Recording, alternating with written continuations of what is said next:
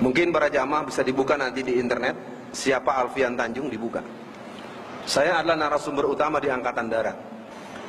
Ini poin pertama saya katakan buat para jamaah, penyesatan berita begitu luar biasa.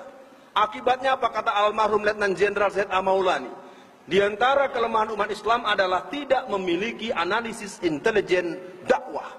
Akibatnya musuh ditemani, teman dimusuhi. Ya, saya himbau buat semua jamaah, walaupun kita baru pertama kali berjumpa, semoga tertangkap tersirat makna.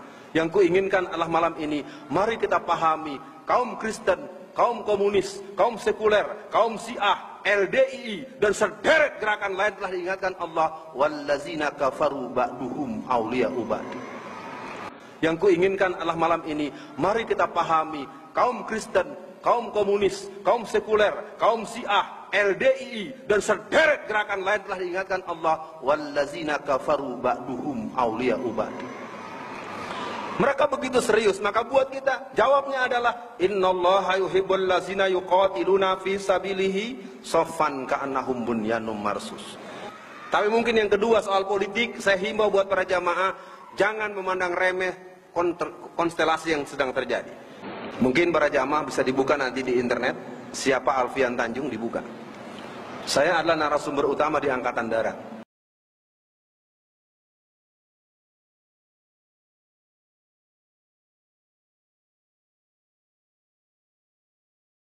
Tentang Islam Jamaah ini juga sudah pernah dilarang oleh Kejaksaan Agung.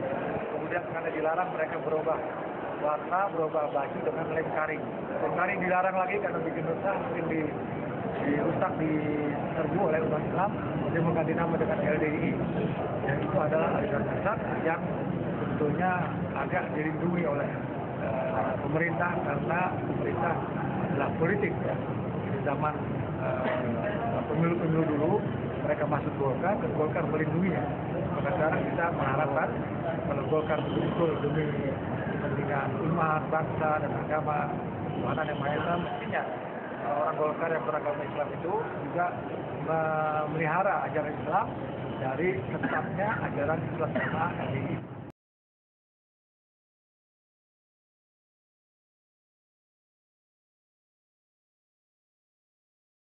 Bagaimana kalau orang tua menyuruh anaknya berpisah dengan suami karena suami mengajak kepada kelompok LDII? Mana yang saya ikuti? Ya, LDII ini kelompok yang sesat. Artinya dia mengatakan bahwa semua orang itu sesat kalau tidak membaiat kepada imamnya. Bahkan sholat pun dia jadi imam, nggak boleh orang lain jadi imam. Dianggap semua orang itu najis. Kecuali dia. Ini istilahnya dulu dipakai dengan Islam Jamaah atau Darul Hadith, atau dengan istilah lain KGB, Khawarij gaya baru.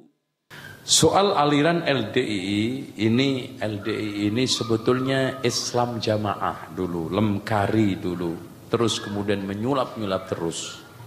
Dan perlu diketahui bahwa mereka ini di Indonesia memang sudah cukup menyebar dan cukup kuat karena dakwahnya mereka sangat intensif.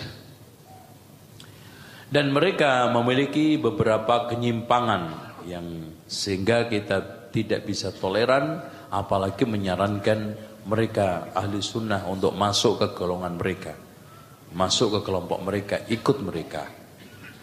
Di antaranya mereka sebetulnya khawarij lokal. Dia tidak mau mengakui siapapun, jamaah manapun, kaum muslimin maupun ulama. Assalamualaikum Buya.